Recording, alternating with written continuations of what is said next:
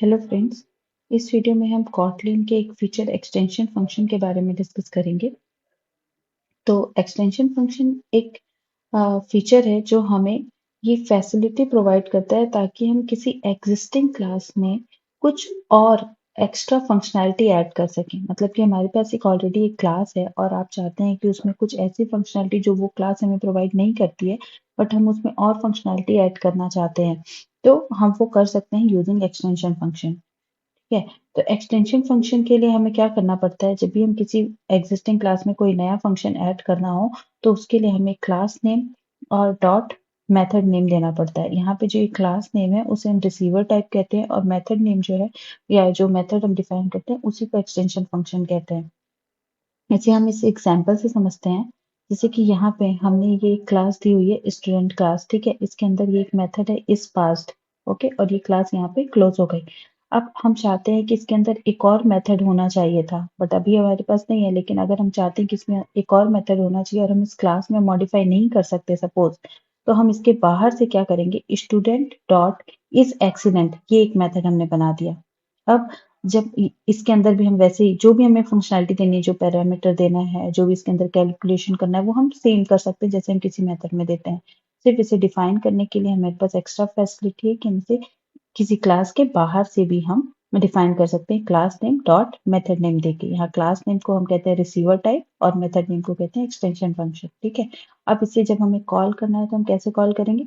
अब जैसे normal function को जब हमें कॉल करना होता है तो हम किसी उस क्लास का इंस्टेंस बनाते हैं और उस इंस्टेंस के थ्रू उस क्लास के मेथड को कॉल करते हैं। जैसे इस पास्ट को हमने कॉल किया इंस्टेंस डॉट इस पास्ट, लेकिन जब हमें एक्सटेंशन फंक्शन को कॉल करना है तो हम कैसे कॉल करेंगे, उसे भी हम सेम ही तरीके से कॉल करेंगे, उसमें कुछ डिफरेंस नहीं आता। इसे भी हम वैसे ही क्लास का जो इंस्टेंस बना हुआ है उसी इंस्टेंस के थ्रू सेम इस एक्सीलेंट मतलब इस मेथड को कॉल किया गया है, और जो हमें पास करना है parameter according to extension function हम वो पास कर देते हैं। तो इस तरीके से हम किसी भी क्लास का एक्सटेंशन फंक्शन डिफाइन कर सकते हैं। अब इसका एक यूज केस देखते हैं कि इसे हम कब बेसिकली यूज करते हैं। तो अभी इसमें एक और मतलब एक और तरीका है एक्सटेंशन फंक्शन को डिफाइन करने के लिए, एक होता है नलेबल एक्सटेंशन फंक्शन। तो नलेबल एक्सटेंशन फंक्शन क्या होता है, जैसे कि जब हमारे पास कोई ऐसी क्लास है जो कि नल रिटर्न करती है, ठीक है, और हमें उस क्लास का एक्सटेंशन फंक्शन बनाना है तो उसे कहते हैं नलेबल एक्सटेंशन फंक्शन। तो इसका हम एग्जाम्पल लेते हैं, जैसे कि एंड्रॉइड हमें प्रोवाइड करते हैं म्यूटेबल लिस्ट। ठीक है, म्यूटेबल लिस्ट जो एक क्लास है एंड्रॉइड ऑलरेडी हमें प्रोवाइड करता है। इसके अंदर कुछ प्री डिफाइंड मेथड्स हैं बट इसके अंदर स्वैप मेथड नहीं है।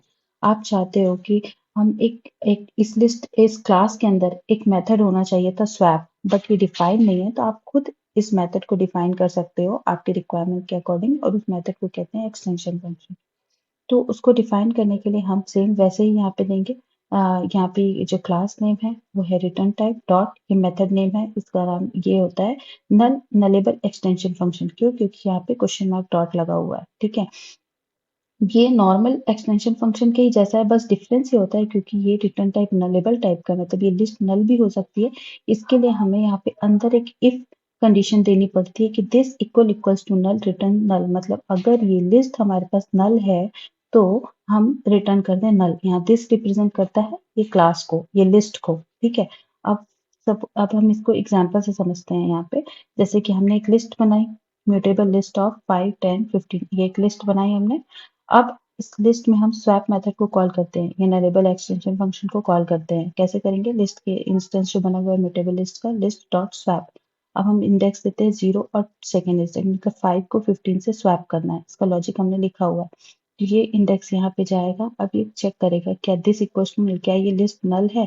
अगर ये नल होता तो रिटर्न हो जाता नल, अगर वो नल नहीं है तो एल्स केस में आएगा, और यहाँ पे स्वैप जो है वो स्वैप करेगा और लिस्ट का सेम इंस्टेंस हमें रिटर्न हो जाएगा। और जब हम फिर इस लिस्ट को प्रिंट करेंगे यहाँ पे after swapping the list result, तो यहाँ पे हमें स्वैप्ड लिस्ट मिल जाएगी। 15 यहाँ आ गया, 10 एंड 5। इस तरीके से हम नलेबल एक्सटेंशन फंक्शन बना सकते हैं। तो इसका मेन यही है, इसका यूज हम तभी करते हैं जब हमें किसी एग्जिस्टिंग क्लास में कोई एक्स्ट्रा फंक्शनैलिटी ऐड करनी हो जो कि प्रीडिफाइंड नहीं है। ठीक है, अकॉर्डिंग टू हमारे यूज केसेस, अकॉर्डिंग टू हमारी रिक्वायरमेंट हम किसी भी एग्जिस्टिंग क्लास में एक्स्ट्रा फंक्शनैलिटी ऐड कर सकते हैं।